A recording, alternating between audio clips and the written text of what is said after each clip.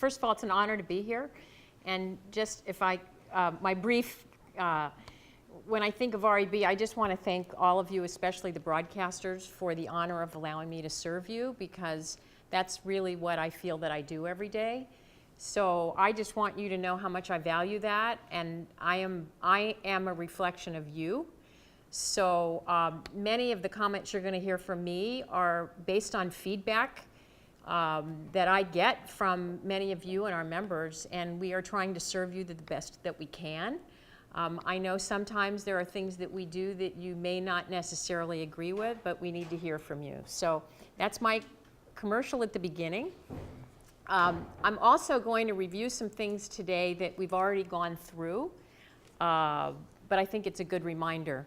It's interesting, and I don't see Sean. One of the trades today, I was fascinated by this. It was in FMQB. They had a question of the week, and they asked program directors, they said, if you were to create a new motto for radio going forward, in today's overly competitive entertainment area, what would it be? So I thought, oh, this is going to be so great, and I'm reading it. And off the record, I think this is part of our problem. And these are our programmers. So these were, I'm not going to say who said it. These are questions like, it was already creative. Live life, love music. Buffer free. Radio, it's still free.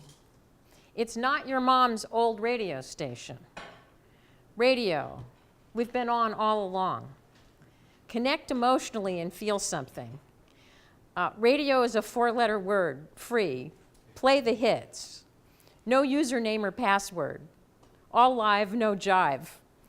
A little scary to me that this is kind of the best of the best, so I just shared that with you because I think we have another issue here. Anyway, so we're going to talk a little bit about, here's the agenda of what I'm going to go through. I'm going to kind of state what our own strengths and overall health is, and I think what we saw from our last group, we have a lot to be proud of. So I think it's a great way to end the day. We recently released a benchmark study with Burrell and Associates, and I want to go through some of the findings briefly on what came out of that study. A little bit about how we're measuring the business today and listening. Obviously, technology. We've heard a lot about the dashboard. I'm going to touch on it for a moment. And then the REB is a resource for you. So when you think about radio's evolution, you know, we went from the transistor to the Sony Walkman, boom boxes, the internet, smartphones, and now next radio. So this is our evolution, if you think about the industry. And really, to quote Winston Churchill, to approve is to change, and to be perfect is to change often. So I think that's really a great reminder for us to think about what we're doing and how we need to keep moving. Radio's physical appearance certainly has changed, and it's going to continue to change, but there's certain undeniable facts about our business. Radio will be the only medium that reaches listeners throughout their day. So it's in car, it's at home, it's on the go. It's truly the original mobile medium. We continue to deliver content to listeners when and where they want it, and whatever device or platform they want it on. And again, because it was that first social medium. Radio's emotional and personal connection with its listener is going to grow even stronger as technology creates this listener interactivity for us. But it's always on when they need it. And of course, we talk about it's free. And so far, in all of the things we've talked about, I haven't heard anyone say that we should start charging for it. So it's still something very important to us. So we talk about reaching our listeners one by one, and radio is much of a part of the daily part of the consumer's life today as it's always been.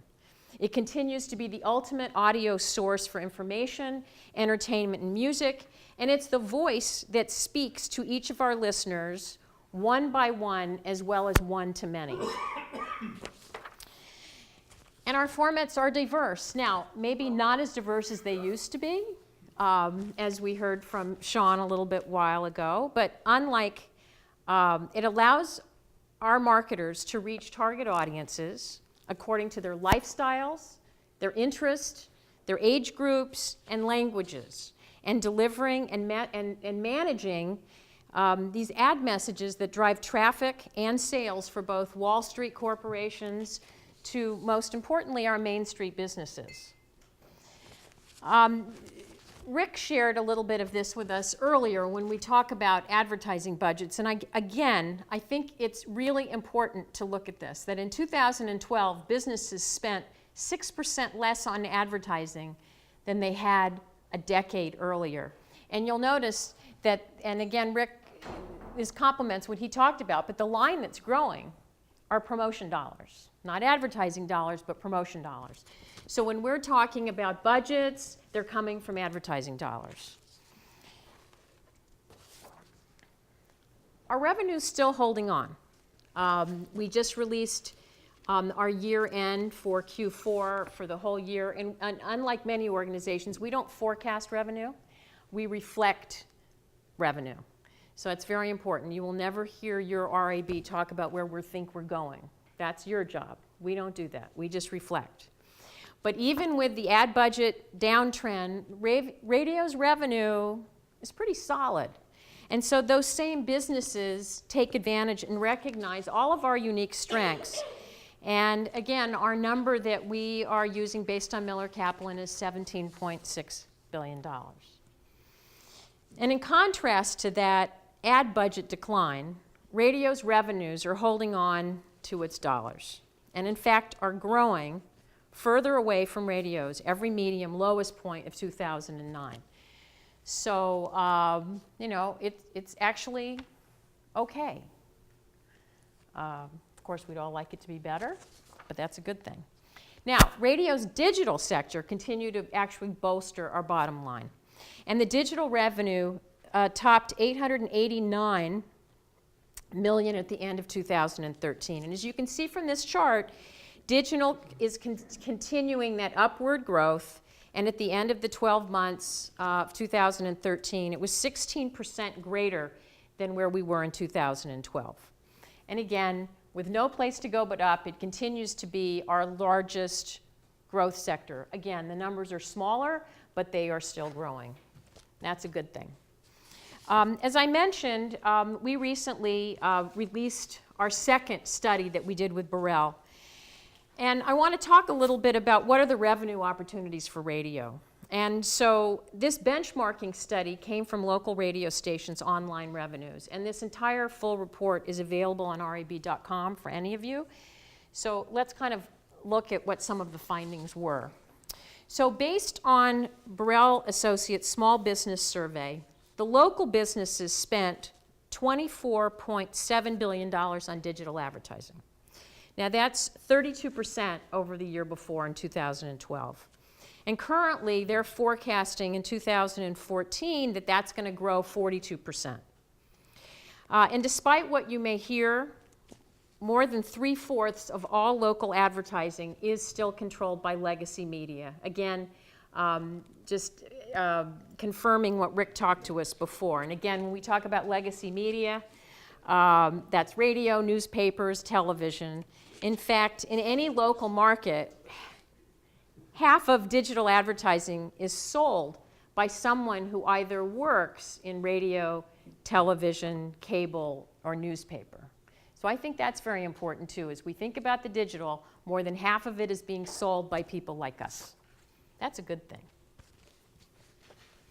And also, according to this report, the radio stations grew their 2013 ad revenue by 15%.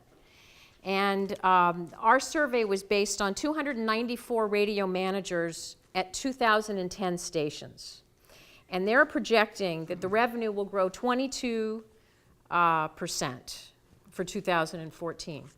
Now, these managers also were more optimistic than they were last year. So I think that's good too. So 28% had projected that 2013 revenue would be flat to down. So the good news is we did actually better than about a quarter of the broadcasters thought we were going to do. Now, even though radio's digital revenue grew by 15%, it did not keep in lockstep with what's going on with local business digital spending. So as you can see here, in this report, radio only received 1.7% of the $24.7 billion spent. And in contrast, we actually, the year before, received 2%. So it did go down a little bit. So we have a long way to go. So then let's talk about how these broke out. And the majority of this revenue is based on website mobile banner ads as well as streaming audio spots. So I don't know if you can read this. There was 8%. And the question is, what would you say was your largest single source of online revenue in 2013 and 2012? And as you can see, for 2014, banners are going to increase by 8%, streaming audio commercials by 5%, program sponsorships 3%. Contests, I was kind of surprised by this, that it was going to be down 9%. Social media is barely showing up. Mobile programming is up 1%, so it's very small. I'm fascinated by 3%, have no idea where it's going to come from. And please stop me at any time. Now, this is another thing that I think is interesting. The question is, when thinking about the expenses incurred in running your online ventures, which of the following statement is most accurate? So 48% rank fair to brilliant as far as thinking how their online strategy is going. I'm really fascinated about this percentage. And basically 28% of everyone that filled this out said they have absolutely no idea what the digital strategy is. It's a good. Well, we asked, the question is, when thinking about how much money you're spending, basically, do you think you're doing a good job with your resources? Are you spending it well? And 28% said, well, we don't even have a strategy, so it doesn't even matter how we're spending it. 6% for next year think they're doing a fair to brilliant job of putting expenses towards their strategy. So people are putting resources against focusing on online, but the challenge is how good the strategy is and how they're spending those dollars. Did that make sense? Which is fair and which is brilliant? 6% is brilliant. Okay. 24% said good, Okay. and 19% said fair. What's the last 5%? The last for 5%, I have no idea. Okay. Which is But it's really, this one concerns me the most, is that almost 30% don't even have any strategy. And that from 13 to 14, it grew, it almost doubled. Yeah, exactly. A bunch of them that did have a strategy, threw it out. No strategy. Right, exactly. So even more insightful are really kind of what the findings were from the study. So out of this, 62% believe that their reps are talking to the wrong buyers when trying to sell digital. 52% believe that their digital sales suffer because the reps have to sell too many traditional radio spots. 32% believe that radio sales suffers because the reps have to sell digital. 42% rated their sales team's ability to sell digital as poor. And 92% believe that more digital sales training is needed. So again, that to me is the opportunity, that everybody's asking to be trained better, because the better trained we are, then I think we can accomplish all these other issues. Erica, I had a conversation with a fellow who is one of the top salespeople for Larry Wilson here in Savannah. Uh-huh. And this fellow is older than me. He's 71. And I said, so how's the digital thing going? And he goes, oh, jeez. He said, I'm too old to figure that stuff out. But he said, we got a girl now working for us, and she really knows the stuff, so I just bring her in. She explains it all, and that's how I sell digital. Hey, found an answer. Yeah. Whatever works. Yeah, right. By the way, it goes back to that one slide I had, which says you have to have a separate sales force. You know, co-mingling Yeah. is tough. Co-mingling is tough. It is hard. It's the reason why we split AM&S. I mean, you look back at the history and the lessons we've learned, the lessons are still there. Well, and then to that, the lessons are there, and we don't even have specific goals. So you might have an entire sales goal, but what's the digital goal? What's the regular FM goal? What's the AM goal? So the salesperson, they're being pulled in so many directions, it's very hard to do it. And again, this is just kind of saying, and what we asked was, on a 1 to 5, to rank the priority, with 1 being most important, and 5 for lesser importance, on what would cause the most positive impact on your sales. And again, sales training was number 1, hiring online only sales reps, number 2, better internal digital leadership, more buy-in from upper management, and setting more aggressive digital goals. But again, I think really it's the training and the separation are the 2 big takeaways from that. So really kind of, there's so much, and it's, as I said, it's much deeper, and you can get the full study on reb.com, but basically the strategy moving forward is to think about training our staffs digitally, leveraging local salespeople's client relationships.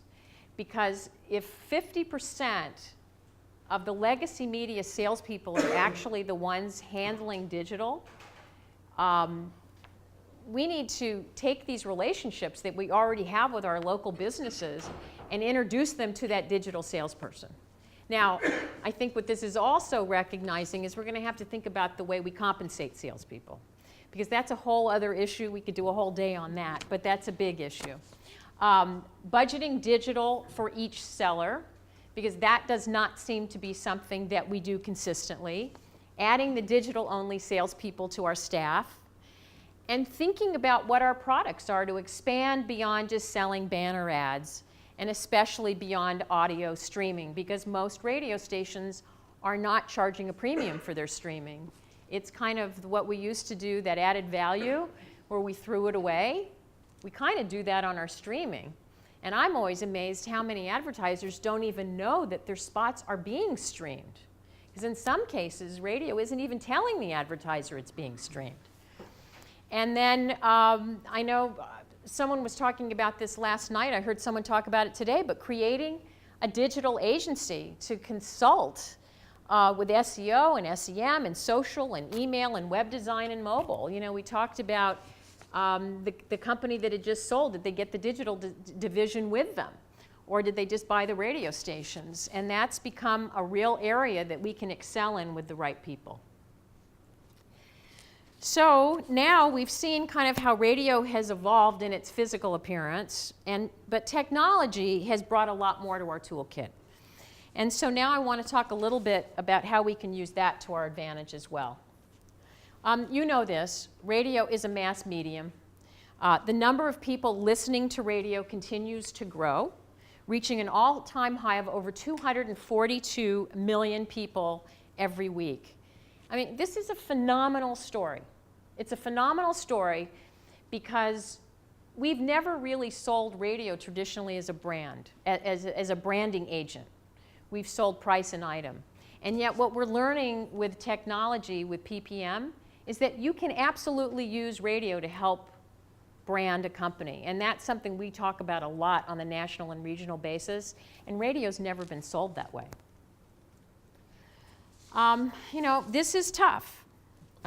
Given the proliferation of devices and platforms today, our time spent listening has remained relatively stable and constant at about 2 hours for all persons in a week. Now, of course, John shared with us today a little more granular on that number. Just for this room, I'm careful to try to keep my feet firm when we talk about this because we want to at least present a positive story that we're holding our own. We know when we get requests, and I get them all the time, especially from the investment community, which we do a lot of consulting to, because they come to us for information. When they say, well, can you share the 10 years before? We say, no, it doesn't apply. And we use PPM as an example. Why not? Because it's so dramatic. It's not really a great story.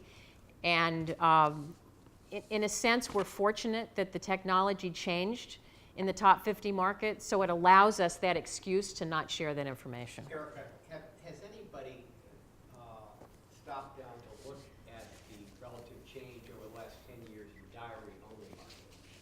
My guess is, and just speaking for myself, we subscribe across both the Virginia and the North Carolina County Coverage Reports. Right. And our time spent listening, and not just our stations, but the PUR levels in our markets are stable. In fact, a couple of places, they're up. You know, I was going to say I haven't, and we should start looking at it. I know in some markets where you only have 2 books a year, they're so inconsistent in some markets that, you know, one guy has, you do one format change, and But PURs should be stable. that's a good idea. Well, I'm going to have us, we're going to take a look at that. I haven't done that. Erica, what were the numbers that you don't want to relate to people? My recollection was up around 2.5 hours, 240, something like that. Even a little bit higher. Higher. It was higher than that. You attribute that Because at to- one time, I mean, we used to say, I remember years ago, we'd say it was over 3 hours. I remember that back in the 70s. But there was a sea change when PPM came in. Yeah, that was a big, you know, it went from remembering and voting for your favorite station to measuring incidents of listening. So instead of writing down 9 to 5, every time you got up to go to the bathroom or everything else, the meter stopped counting that radio station. So you lost a lot of listening that was being reported that was exaggerated. Well, and you know, and I smarter people than me can explain this, and John can probably give us a better than I'm going to be able to say. But in PPM, as an example right now, you know, if you're at the 15 or you started listening at 13, you don't get counted, even if you were on for 6 minutes. Yeah, it's not the 5 minutes gives you a quarter You don't hour. get the sweep in those quarter hours with PPM. And I recently had a meeting with Nielsen, and they asked me about it because it's being brought up at the MRC now, should it be counted? And I'm like, oh boy, that's going to open up a whole other can of worms. And I said, so let's say you counted it. How much is it going to change it? And it's like 2%. And, you know, I said, well, I'm off the record. I'm not so sure it's worth it, but you need to go to the MRC and you need to talk to the broadcasters because everyone's trying to, you know, everyone, if there's one listener out there that they can add, I get it. But I think if we started doing that, we're going to have a whole other set of problems. Yeah, the PR issue would be bigger than the game. Exactly. And again, according to the recent Nielsen cross-platform report, consumers spend nearly a quarter of their total media time of 60 hours a week with radio. And as you can see from this graph, radio is the medium, and radio, AM, FM, is this green line. And this is the entire media week, which is very, very important. But again, broadcast radio is the medium used from the early morning hours through the end of the workday. That's a great story, very good story, and this is like, to me, one of the most compelling slides out there today. Erica, can you go back for a second? Just I a question. can. I had a memory of a slide like that from 2007 or 2006, and it had very identified peaks in morning and afternoon drive with a lull midday for AM, FM radio. Is that a good recollection? Is that? Yeah, and I think it's more leveled now than it ever has. So Yeah. what filled the middle of the day? Well, you know what's really interesting? We always used to put so much effort against morning drive. In many major markets, as an example, afternoon drive has higher listening levels than morning drive. And yet we're still programming our high-paid talent in mornings. And yet we've seen this happen in afternoon. So I think that's helped level it. And also with computers and being able to stream in the office, I think it's just made it the whole. But wouldn't that show up under online and mobile? No, because this is about AM FM now, how they separate it. Because if you listen to AM FM radio, Yep. so they separate. It's not about radio stream. They're not including it in online. That's online pure plays, if you will. And so Nielsen separated it out. Okay, so that includes delivery by non-RF? It does. by It does. IP. Yeah. Okay, well, that actually, Yeah. that actually explains it Yeah. perfectly, because we used to see around 10 o'clock, it was an hour after somebody got to their desk, that the It'd drop. stream would start to pick up, and it was the, okay. Right. So it's the I think it's only in the PPM markets where afternoon drive now exceeds morning drive. I think in the diary-only markets, the It's still- morning drive is still from. You're getting a vote. Erica, I think the problem that I see though on your chart is the differentiation between online and mobile is rapidly blurring. Because more and more online is going to a mobile device. No question. If you add those two together, And this is done every month. This is something that Nielsen puts out every month. So this was the December number, and so we're kind of watching to see what happens. Erica, where is Nielsen getting the radio information? Is that coming off? PPM. It's just pure PPM? Mhm.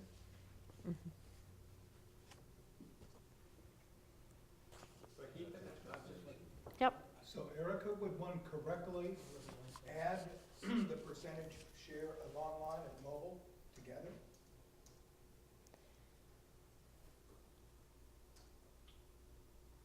No. you're asking what I was saying is if you add online and mobile together, because the two are rapidly conversing, then all of a sudden you're gonna see those two, or one of the two, mobile, start to escalate over AM FM. That's the fear I have in this.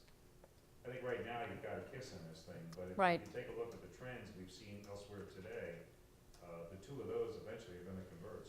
But add them together, and you still own the first thought of the day. Look at how the altitude of morning drive. Yeah, right in here. Look what happens though later in the day. Yeah, no, I get it. The whole Overall rest of number the of day. hours, well, good in the morning, Well, but you the know, over number of hours. and you know what's starting to happen, because we track the endo numbers and things, we're starting to see that because of mobile, that internet radio is starting to flatten out. It used to be a huge gap, it was midday and there was to fall off on both ends. Now we're starting to see a definite, when I track our AccuRadio iPhone use or Android use, just the mobile, it's much more level across all day parts.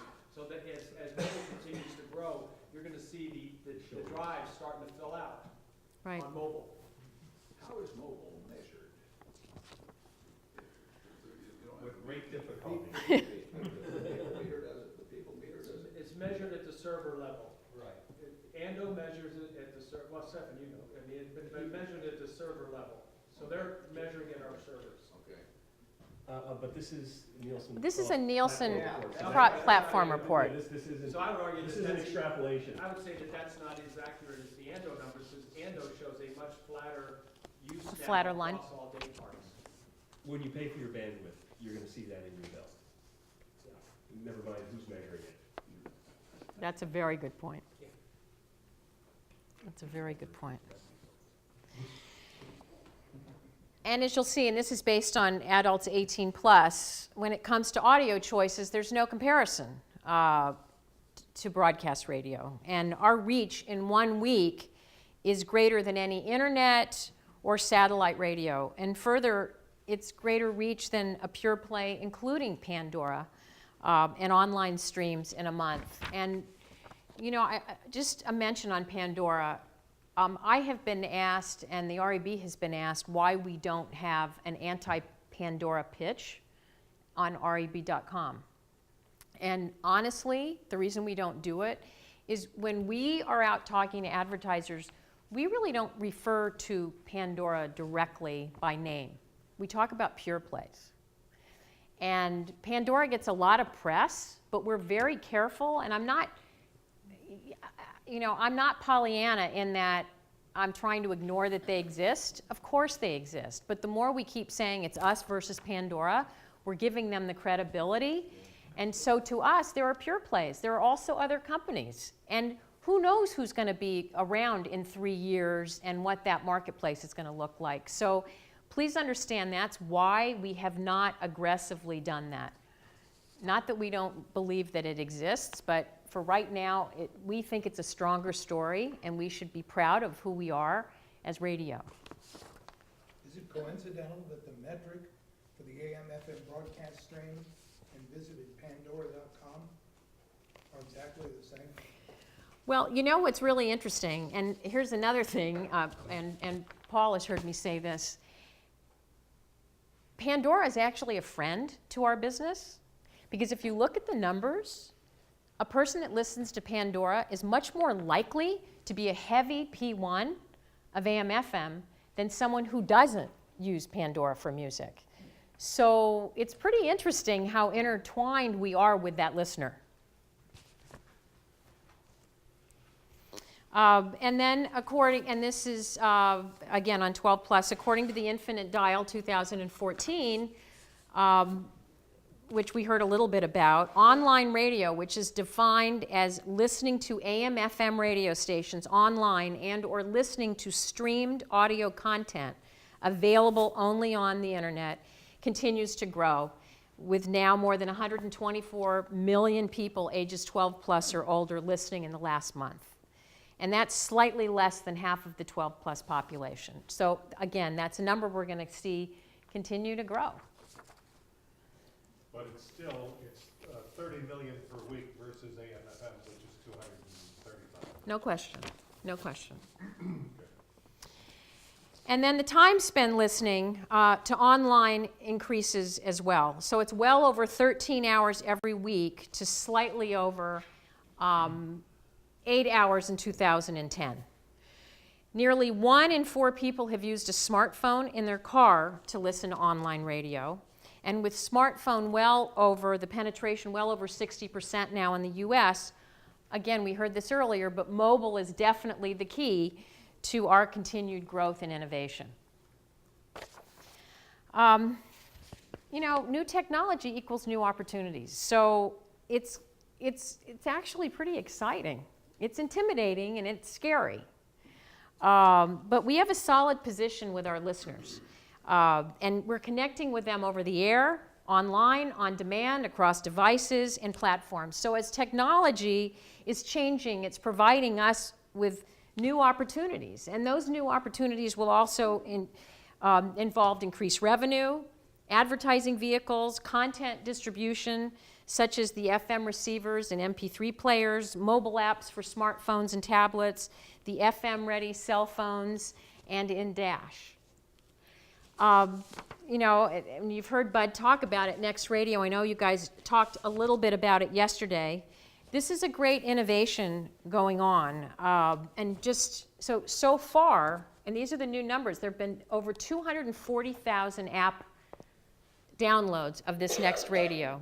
7,700 FM stations have now been tuned into from this app, and that represents over 190,000 hours of listeners. And again, very important, we're not incurring additional charges, we're not dipping into data plans, and it's pretty exciting. And when is it used most often? Which I think is interesting, but it's weekdays from 10 in the morning until 3 in the afternoon. So far, that's where we're seeing the use. And it's kind of being used to fill in that gap between that streaming gap between morning and afternoon drive. And then this just shows you, Next Radio actually became available in November. And when you look at the growth in this short period of time, month to month, February it's up 53%. The average minutes listened per day have gone up 62%. The average total sessions in a day have gone up. So these are huge leaps in a very, very short period of time. The other thing that's interesting is none of this has been advertised anywhere. This is word of mouth. This is people hearing about it, finding about it, and talking about it. So you can only imagine if we started to talk about it on the radio or did anything with this, what these numbers could look like. Question, that data right there, minutes listened per day and sessions. Yep. Is the application reporting back? from the phone. Yes. Who's paying for that? Well, that's part of the Next Radio connectivity. We can see who's getting it. Right, so Next that's part of the Radio dues has that- this. That everybody's paying to Next Radio, that data. Yes. Okay. Erica, does the REB, this is probably a stupid question, I should know the answer, but does the REB have creative that we can start running to support this? I haven't seen it. Ads, spots. No, we have not. Well, we're getting close. We're not doing it. One of the things, and this was really interesting, and Bud can probably talk more about it. There have been focus groups done about FM in the phone, and it's pretty interesting. I've asked to see it. It's been released. I'm not personally allowed to have the data yet. I will tell you a couple of things that have come out of it, which I thought was really interesting. First of all, when we say online to our listeners, forget about can you get it in your phone. One of the findings was, oh, I didn't realize I could actually listen to your radio station through a computer. I didn't know that's what online meant. So I found that fascinating, that we're saying, oh, we're online, and yet we've never really explained to our listener what that meant. And just in focus group, it came back that they said, I didn't know I could listen to my favorite radio station through my computer. Now, we may want to say, what are our listeners, like brain donors? But, you know, it comes down to, we can't assume that just because we say something, they know what we're talking about. The other thing that we thought was interesting that came out of this is that it was asked, if you could listen to FM on your phone, what do you think about that? And amazingly enough, and you know, Bud's seen probably all of them, people thought, really? That would be very cool. I didn't think I could listen to radio on my phone. Now, for those of us who grew up with a transistor, it's like a transistor. And they never even dawned on them that they could get radio coming out of their phone. So I'm very encouraged by what I've seen so far. I mean, Bud, do you have anything you want to add to that? And I've said this all, everything that you read is supportive of this.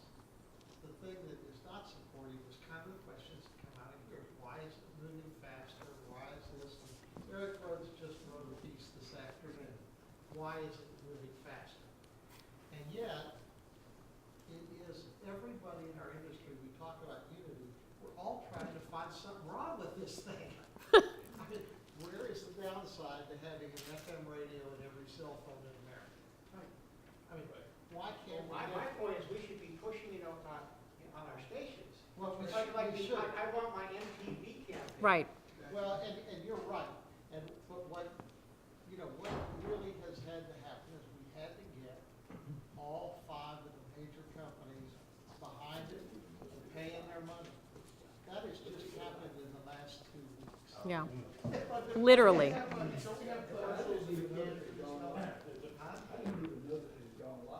Oh, well, and it has been. I mean, and as Jim and I were just talking again, remember, it's not about Sprint. In effect, Sprint is the carrier that's selling the phones. But if Sprint has lousy coverage in your hometown, still go to the Sprint store and buy one of their phones that has this app in it. Because the radio works wherever you are. So you can buy the Sprint phone and hook it up to Verizon. No. No. You can listen to FM off the air. But you can Oh, listen. yeah, okay. It's an expensive Okay. ridiculous Okay. the phone usage. It now becomes a single purpose. It becomes a single purpose device that also lets you be interactive. Because Okay. if the radio station is doing Oh, I its gotta do part, that. you sign up for, you gotta sign up for tag station and some things like that. But almost, I don't know how many radio stations in the country, almost all of them will send their logo in. And it's free. You send the logo in, you listen to the radio station on your phone, the logo pops up. If you subscribe to the interactivity service. I'm going to show that video. Okay, oh, you are? Yeah, okay. I've got it. It's $35 a month to do all the interactive stuff. But, But isn't there a risk, though, of unmet expectations? I mean, if we got behind this and really started to promote it on the air, and I think Erica pointed it out a couple of minutes ago, listener, unfortunately, may not be the brightest bulb in the marquee. You know, you try to explain to them that it's on some phones, but it's not on other phones, but it may be on your phone. How much time and attention are they gonna give to this before they give up and say, Call it's your just phone another? company, Well, say, I want my phone radio, my iPhone radio. As we said, it's a slow rollout, but we're trying to get to the point where, that we can make a logical. But let me ask you this question. We know that most phones that are imported into this country have FM capabilities in them. Let's say you got Verizon tomorrow to agree to do this. Can those phones be unlocked? No. Because they don't have the next radio in them. Sprint is able to unlock a lot, and has unlocked a lot of phones. That had the next radio in it. And some of, you got it, was yours next radio? Yes. Yeah, okay. This is still Is that such a something other than, is it something other than just a tuner? Why is it next radio or is it next radio? How is that different from just an FM tuner? Why don't you let her show them? I'll show you what it looks like. It's almost like, I start to get into the defensive mode because. Is that one of the phones? I'm- No, it is not. That's an I'm- Apple. I- I have I'll an play Apple it. phone. It doesn't work on Apple. But I mean, basically what Next Radio does, it provides a metrics of consumer behavior with likes, sharing or saving songs, and it also creates a means to loop on the purchase cycle so you can buy this. So if you're hearing a song and you like it, boom, you can buy it. And with this recently announced beta test, it now provides metrics for advertisers that we can use consumer behavior and actions through this tag station, which is unbelievable. So listeners can now connect with the participating advertisers via text, click to call, they can link to the site, mobile coupon, sharing, and location-based services. It's not just us saying this. From a technology standpoint, and those of you who are the real geeks in the room know that David Pogue, who's the Yahoo technology columnist, who rates things. He's on CBS too. CBS. I mean, he gave it a 4.1 out of 5. So that's pretty strong. That's really good. And so what I'm going to do here, He was the New York Times. Used to be New York geek Times. guy, Yeah. Used to right? be. Or Yahoo. And he's on CBS practically every week on Sunday. Yeah. Sunday and now I'm going to play a demo of it for you.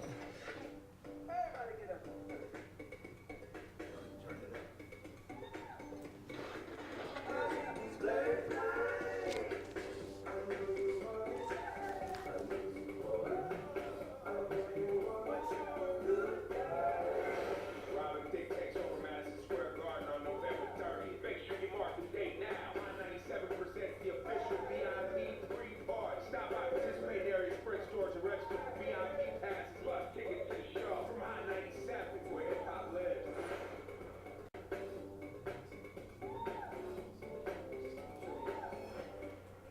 And there's one more example here.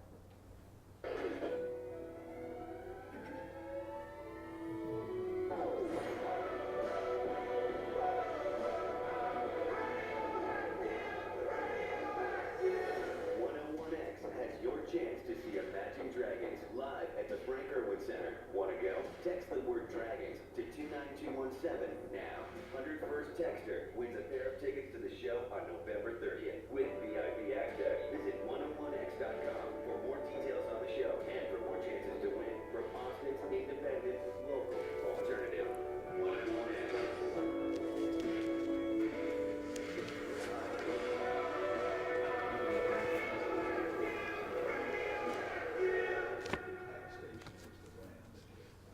Erica, do you know if there are any plans to increase the functionality to install things like pause, rewind, fast forward? That I don't know. Bud, do you know? I really don't. No. I mean, again, You can find out. we're gonna have to do that. Yeah. So, Yeah, and save it and Yeah. go back to it. we can do it on our app that is not tag station. This will have that option that you can buy, you can save, you can, but I don't know about the pause. Yeah. Yeah, I'm just thinking, you're going up against iHeartRadio and TuneIn.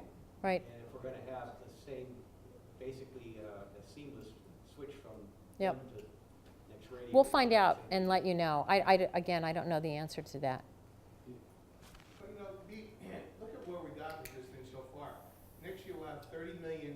devices being sold out of work. How long would it take to get 2 million HD radios in the market? Well, I'm going to touch on that. Good segue. Almost. Can I just- Yeah. What, does it have the capability for call station, text station? Yes. It does, okay. Yes, it does. And again, this whole thing about listener engagement and interactivity is just, I mean, that's our future. And there are other ways that audiences now are going to interact with radio using mobile devices. And it also then provides us with these metrics of engagement and advertisers new opportunities to drive. You know, we talk about that ROI and can we prove it? You know, the thing on mobile, one of the advantages that Pandora has right now that we don't have, every single week, whatever you're buying on Pandora, if you have one spot or you have a full campaign, you get a detailed report from Pandora every single week if you're an advertiser. And they'll tell you by zip code how many people heard, who connected with your commercial. That's huge. That is huge. And we don't have that. But the good thing about mobile is as it's getting more sophisticated, we're going to be able to provide metrics for advertisers, and that's what they want. Yeah, Jim? Erica, can you define connected with the stuff? Well, To the best of your knowledge? to the best of my knowledge, it's that they know that it actually came through and I heard it. I mean, That's exactly right. I mean, I don't know if you heard it, but yeah. but that it came through. But it came through to me. So whether I actually was paying attention, I don't know. They can't. Well, the NSA can't, but still.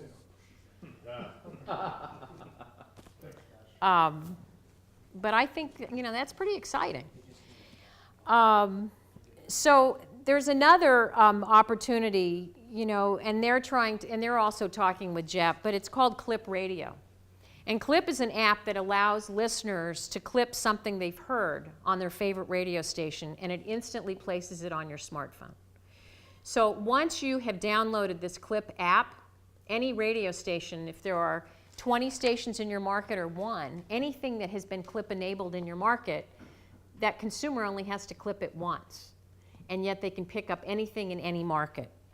So you can clip songs, enter to win, coupons, even buy it now. So it detects the station you're listening to and hooks you up with free music and other offers from radio stations. And so this is just kind of what it looks like. And get ready for a totally radioactive experience. Download the Clip Radio app now, then hold your phone up to the radio. When you hear something you want, press the Clip It button.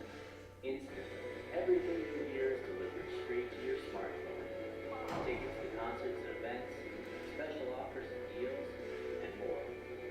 You'll even get artist information, lyrics, and the ability to download music, sometimes for free. The Clip Radio app. Just register and start clipping. It's that easy. Download the Clip Radio app now, because you never know what you might get. Available for free at the App Store and Google Play.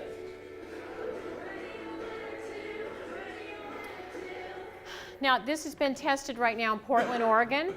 So it started with L&L, and Bob Profit took his entire cluster, and they started doing it, and now they've moved on to Clear Channel and all the other competitors. So now what's happening, the whole market of Portland is being Clip enabled. So that consumer who may and most likely shares listening with not only Alpha L&L, but Clear Channel and others, if they're listening to a station and it's Clip enabled, they're going to have all of that information coming on their smartphone. Erica, when you say clip enabled, that seems like it's a pattern recognition technology. It is. There's something that is coded onto the commercial or whatever the song is. It's very easy to do. Okay. Very easy to do. Then also, I'm sure some of you have heard, there's other listener-programmed radio like LDR, where the listeners determine what they want to hear, which is a whole format that is available to you now. There's also Jelly, who provides the consumer with the ability to comment on the messaging that they've just heard. They recently just announced a Jelly Spot plan, which is the first programmatic buying platform for radio advertising. They also announced the availability of demand and supply for application programming interfaces that will enable third-party buying and selling software to tap right into Jelly's ad platform. So, I mean, it is moving so fast and changing so dramatically that now a lot of these other apps are allowing advertisers to just tag into their apps, buy the ad through them, and then it shows up on your station and they're sharing revenue. So it's, who knows where it's going. But, you know, there's a lot available to all of us, and it doesn't matter what the market size is.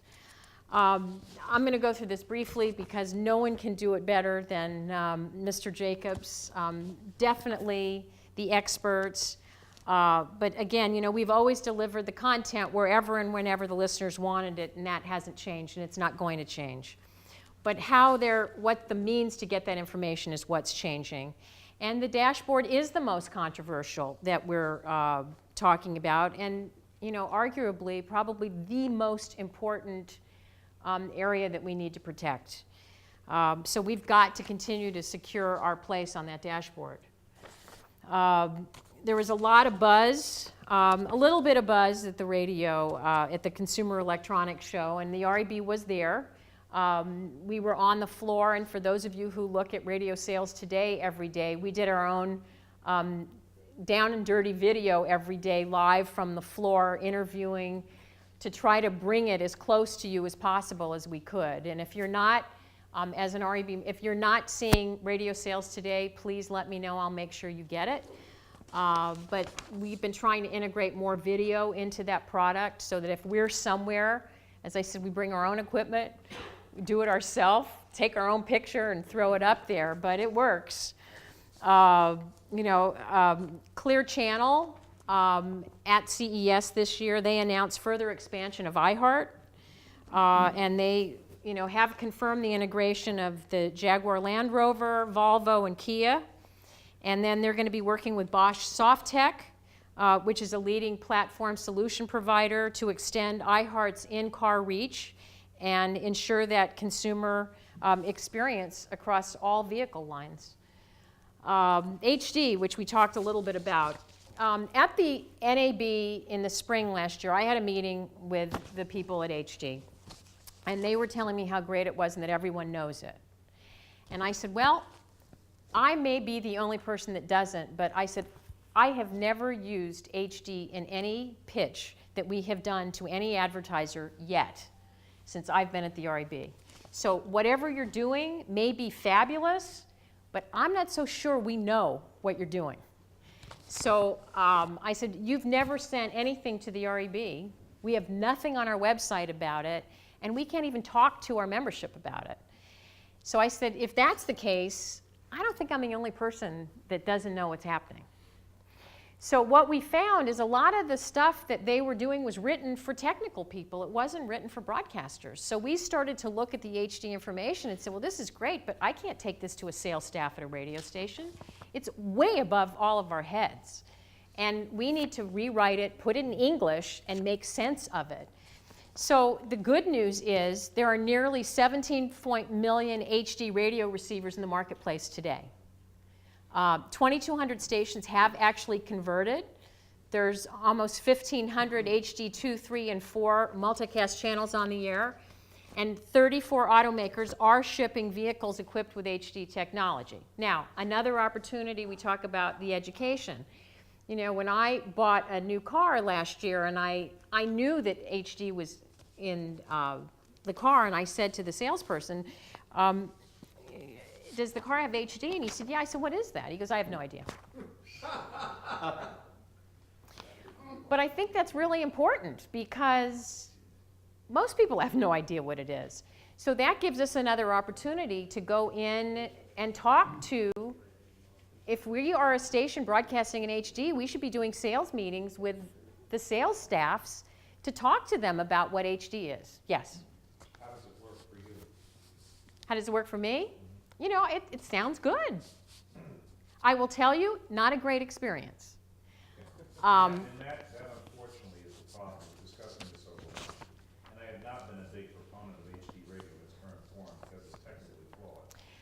problem is, when you go out and you drive a car, and we're gonna talk about FM, because AM's just a total disaster, but on FM, if you're in the city grade contour of a station, and you don't have a lot of multipath issues, it works reasonably well. Yep. It sounds good.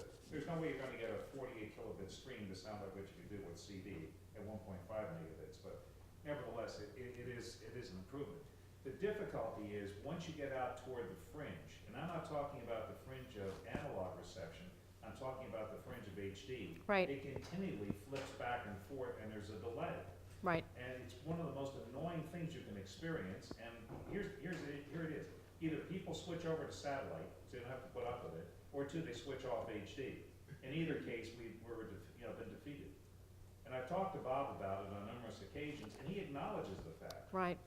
Right, but they don't have a solution to the problem. And if we don't correct it quickly, if enough people complain to the automobile manufacturers, It's going to be a problem. this doesn't work, this is our last best hope. It's not a good one, but nevertheless, it's our last best hope. Well, and you know this better than I. When HD first came, all the companies kind of divvied up. Okay, you're going to be country, and you're going to be smooth jazz, and you're going to be CHR. So we should have gone to the DOJ when they did it. And instead of just saying, do it what you want, I remember I was at R&R at the time, and I thought, well, you know what I'd do if I had one? I'd go to the high school, the Board of Education, and turn it over to them and say, two caveats. You have to pick the music yourself, and we only want high school people as the talent. If nothing else, let's get young people excited. But no one was listening anyway, and maybe they'd start thinking about radio as a career. And we were exactly, but no one seemed to think that was a very good idea at the time. But The other side of that story, though, is that I was in Lakewood, Florida, one day, and Art said, "You got to listen to my HD radio station," and he did an AB with XM, and the quality was HD was awesome. I mean, his station sounds incredible compared to XM. well. And then someone asked about 20 million receivers. Is that well? The goal is at the end of 2014 that there expect to be 22 million HD receivers on the road. So again, we have the issue. The good news is it's finally available. We need to find The bad news, we have to find a. HD signal replicates the analog, or it's going to die. Well, the hard answer is you need to put translators out around the edges of your signal. Now, what's nice is because it's digital, you're not going to get any overlap of distortion. But you're going to have to put little signals all around your outer area. But that's not, it's not permitted in the rules. You have to go through a rulemaking to do that. I thought you could do that. You gotta go through a rulemaking. On your own, You can put boosters on, not. that's what I mean, a booster. I'm sorry, using one. But they Okay. have to be within your 60 dBU contour. But that's where you're having some problems, right? The interesting thing for me, Erica, is the tremendous amount of advertising. I think Clear Channel is a 19% investor in Ubiquity, if I'm not mistaken. I don't know the And I know number. that at one point they dedicated a tremendous amount of advertising. I think, looking at 2013 advertising numbers, I believe they were the third largest advertiser in America behind Geico and McDonald's. And yet, as you point out, there seems to be a limited amount of market awareness or an understanding of what HD is, despite a tremendous marketing campaign. Well, and I think part of it was it just wasn't available. So radio early on really did a very good job back in 2007 and 2008. HD. You couldn't get an HD radio. So now it's starting to actually get scale because people hold on to cars on average 8 to 10 years. Right. So now as people are replacing their cars, it's becoming available and it's getting some mass and without us even saying anything about it anymore. A lot of people thought they were already getting it because they didn't understand what HD was, Was, because it's a yeah. television word. Right. And so they thought that their station was already doing it, and they were already hearing it, and they thought it sounded so much better. Yeah. Right. Okay. But that also speaks need to to- the question about should we be promoting the next radio while it's still not out there? they did all that promotion, when it wasn't available, we need to get the next radio out to those places before we start really blowing it out. Don't you love this slide? I just have to point this out. How many of you noticed we put radio on the guy's helmet? I just think that's so cute. It's so subtle, but I just love that. Again, if it's time, I want to kind of speed this up, but Paul did take us through a little bit about the Apple CarPlay and what they're doing, and it's allowing the iPhone 5s to focus on driving while tapping into everything on their iPhone. I think it's big. It ties into their maps, where you're going on trips, emails, text messages, calendars. It's pretty big. And it also, the other apps that it supports. So I think we're going to see a lot more than that. We all know about Pandora, as we say the P word. I'm going to skip through that. So I really want to talk a little bit about what we're doing and how the RAB kind of works with all of this and where we go from here. So, basically our role is to support your traditional process. And your traditional process, from our definition, is your AM/FM. And we know that, and please know that's what we're focused on. But we also are here to collaborate and share ideas with you, and ideas and best practices on what we can do together. So, our job is to educate, inform, and if we do that, we think we're going to have success. And we're collaborating with many people like yourself, broadcast groups, networks, rep firms. The RAB is also going through a transformation right now. We have a long-term strategy committee made up of several people from our board, our executive committee, and prior people who've been involved with RAB over the years. And so we're really kind of trying to get our arms around the industry. What are things we actually can do? And we want it to be realistic. We don't want to set goals that we can't address. I've been in this position. In 2 weeks, it'll be 2 years. Probably when I look back, if there's anything I've done that I wish I hadn't done, is I wish I hadn't said yes as many times as I've said it. And I just felt coming in that for a while the RAB said no so many times that people kind of thought, well, we weren't the RAB that wore red jackets anymore. And we just finally said, we don't have resources to do things. So I kind of went the other way and said, we need to inform you guys what we're doing. So we're trying to communicate as best as we can every month. We're doing videos 4 times a year that we send out to all of our members, trying to share best practices and what's going on.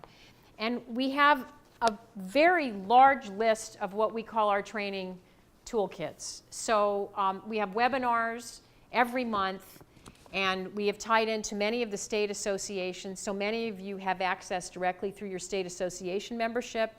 Others, we have priced it so reasonably that allows you those connections. And we've noticed that our traffic continues to grow significantly every month with that. Our training courses for managers and our training courses for salespeople. So it's not only for your entry-level salespeople, it's for certified radio sales management. We've also taken our CRMC course and added the I for interactivity, so that there's another course now that brings in integrated marketing, and then certified digital marketing. I'm really excited, like Univision Radio as an example, just within the last 30 days has committed, and Univision has made a major commitment to digital. And now every single salesperson and manager is going to be required to go through our training for digital training, which is great for us. Connoisseur Broadcasting has made a commitment that every salesperson and manager within that chain in every market has to go through every training course of RAB, from the entry level. Even if you're a senior salesperson, you're going to have to start from the beginning and go up. And in order to do this, as I said to the CEO, if you're trying to create a culture, if you don't have your managers buy into it, it's not going to work. So we're going to go into the market. He's going to bring all of his sales managers We're going to spend significant days with the sales managers to talk to them about what it means to create a culture, how are we going to measure success, what are going to be the metrics to make sure that, and how can we help support them as they go out to then take this in their individual markets. So we're very excited about that. Our account manager program, which some of you are very aware of, which was our CRM tool, gets better every day. It's had a lot of bugs, but we keep working on it. This is now the CRM tool that's now been integrated in every single CBS radio station across the country. It's a big deal for us. Town Square is now all of the new Cumulus stations that have come into Town Square. We're literally right now rolling this out to 48 radio stations in the next 30 days for Town Square. So it doesn't matter how small or how large the market is, it's a great tool, and we're integrating it within traffic departments. Co-op, that was something that was mentioned, and Rick was talking about this success story that a friend of his did in the automotive area that helped money. Our co-op directory has been average to, maybe I'm being kind, has just been okay. And so for the last year, we've been working on a solution, and I am delighted to say that next week we will be announcing our brand new and improved co-op section of reb.com. So there will be 9,000 updated plans that also include not only radio but digital. There is a tutorial, and this is part of your membership. So there is a video tutorial that you'll be able to go online to say, how does it work? It shows you everything you're going to need to know to use it. All the plans are in there, and it's going to be updated every single day. So we are thrilled about this, and we believe that you are going to be thrilled with this as well. How many of you are aware of the pitch, what that is? Okay, good. Do you use it? Excellent. For those of you that don't know what it is, we created this about 1.5 years ago, and the premise was we hope that the salespeople are making appointments. We hope that they know how to do a client needs analysis. But many times we were finding salespeople, it's hard for them to go in with something that they can take that's not the deal of the week or a plan. So we take automotive as an example, and we come up with the research that here's what's going on in automotive, very simple, not complicated, and then we give you 3 very specific ideas that you can actually sell that are actionable. And we write it up, it's in a PowerPoint, you can print it out, all you have to do is slap your logo on it and put how much it costs. And we are finding that it's, 3 things are happening. Over 75% are actually closing business with it, which is fabulous, and I'm talking about all market sizes. And it's affecting revenue in 3 different ways. It's affecting advertisers who have not used the radio station ever. So for brand new advertisers, they're getting success. It's also being used for advertisers that are on the air, but it's increasing their budgets, and that's really good. And it's also for someone that said, you know, I used you and it didn't work. We're now finding it gives you another reason to go back into someone who just got off the air and bring them back. And we give you 3 different product categories, and this comes out every month. And we look at the broadcast calendar, so we're ahead 3 to 4 months, and we look at which are the categories that do the best 3 or 4 months from now.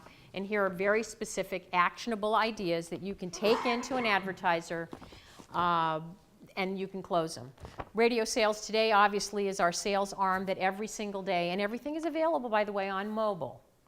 So it looks good, easy.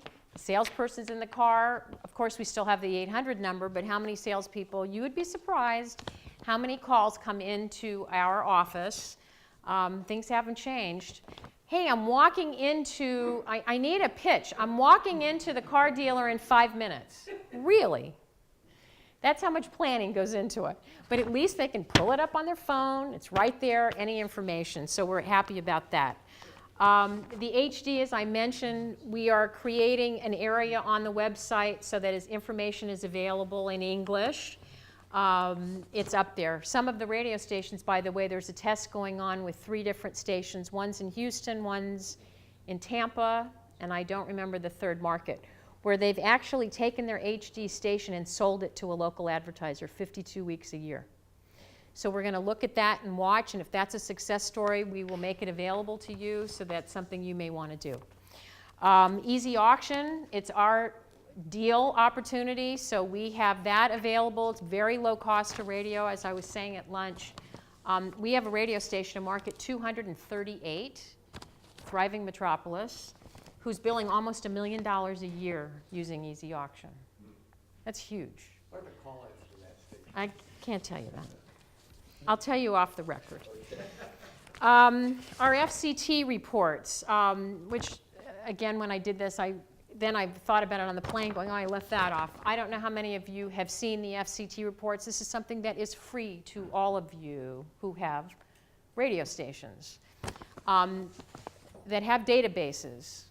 We give you a questionnaire of 10 questions, and we pick a product category. So we've done it for automotive, we've done it in healthcare, we did it for shopping, for holiday shopping.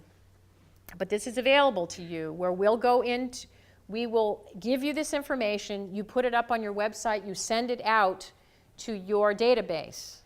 The information comes back to us, and we're working in association with Press Laugh Interactive, and we crunch the numbers and we turn it back to you and give you a local market report about your audience that you can take to advertisers. We take all of it and create it into one national study so that we can take it on a bigger scale. So as an example, we did an FCT report on home improvement, and we went to Atlanta and used this data for a presentation at Home Depot. And so we were sharing with them, and Home Depot is a top 10, top 5 advertiser on radio, but we were able to say of radio stations' databases, here's what's going on in home improvement. This was information specific about radio station listenerships and what they're going to be doing in the next 30 days, 60 days, 90 days. What are they looking at? So we think this is a great way that your RAB can help you provide some local research at no cost to you, crunch the numbers, turn it back into a presentation that allows you to take some proprietary research, because we're not sharing your station's information with anyone else. We're just taking it all and being able to put it in a large study, and then we can break it out regionally, but we won't break it out market specific. But that's just, yeah. What was that report called? It's called the FCT report. Frank? F as in Frank? F as in Frank, C as in Charlie, T as in tree. And what we've done, those are available on rab.com as well. And then again, the last and not least, which is really becoming more important to all advertisers of all sizes, they all want case studies and success stories. You probably hear this from every advertiser. Well, I don't know, does it work? And there are ways to write success stories without sharing proprietary information, and we're very mindful of that. So I would ask you, if any of you have success stories, please share them with us. And we're not going to put your call letters, we're not going to put how much money you made. That's not important, but we can learn from each other, and the more we can show great success stories, that's what advertisers want. So really, we look at, as we evolve, in closing, we really believe that we're in good shape. It's still a darn good business. It's healthy. We are not getting people closing the doors on us. Tammy Greenberg, who heads our efforts at the national advertising level, she is welcomed with open arms wherever she goes. Our biggest challenge is our limited resources. I wish we had hundreds of people like Tammy, but we do. And that's all of you, so that the more we can share the information that we're doing and arm you with great research and do it together, I think that's our strength. And there is positive change. I'm at the twilight of my career, and yet I've never been so energized about going into an advertiser before. Before all we could do was sell 30s and 60s. We could barely sell 10 seconds. And now we can go in and talk to advertisers on a totally different level than ever before. And the other thing that we're hearing from advertisers, which is interesting, especially the creative directors, because we spend a lot of time with them about what's good creative, what works, is many of them say, let's get away from 30s and 60s. Let's talk about using radio in a different way. So I think the good news is that advertisers they want to test new ways. And I think someone in this room is probably sitting on the next best idea, and we want to hear that. The last thing I'm going to do is just share with you, and here's the challenge that we're faced, and some of you have heard this story. At the radio show last year, I had the pleasure of doing an interview at lunch with State Farm. And again, State Farm is a top 10 radio advertiser, and they're in every single market in the United States. It doesn't matter if you're in market number 1 or an unrated market. So we had the client, and we also had his agency counterpart. And I don't know who was there. I know Bud was there, but it was an amazing discussion. It was honest. They shared some great information with us. And then I said to them, and we had about 750 people in the room, and I said, I know what's going to happen is you guys have been so forthcoming. You now have 750 new best friends. And you have made yourself available. I guarantee you, on Monday, everyone's going to call you, and then they're going to be pissed off that you won't take their phone call. And people laughed, and I said, I tell you what, if people have specific ideas that they want to get to you, we'll set up an email that comes directly to rab.com, and we will have all the ideas come to us, and we'll bring them to you. And they said yes, so we reiterated the offer. And we said to everyone in that room, send us your best idea, because we have an active person here who said, for a great idea, we'll spend the money. How many ideas do you think we got from that? It was actually better than that. We got 4. And one of the 4 said, I have a concert this weekend. Would you like to sponsor it? That would make it 3. Now, we were put in an awkward position because we said, radio wants to do business with you, and thank you for opening your doors. So we used every means possible to try to get radio to react. So we used Radio Sales Today. We sent out emails. We sent out emails to the board of directors of the RAB. We were calling everybody and their mother to say, please send us your ideas. We did get some phenomenal ideas that Tammy has now sent back, and we are now in the process of renegotiating with State Farm all this information. But so I guess that's just illustration that we can only do so much, but I hope you know how hard we are working on your behalf. And we want to hear from you, and we want to continue to make you proud. And we think there is a great future. We have not been thrown out of any advertiser. Everyone wants to talk to us. But what they want are ideas. They want information. They want to know how. They want to know ROI. What can we do differently? How do we stand out? So again, I really thank you for the opportunity. I'm sorry I went over time. So.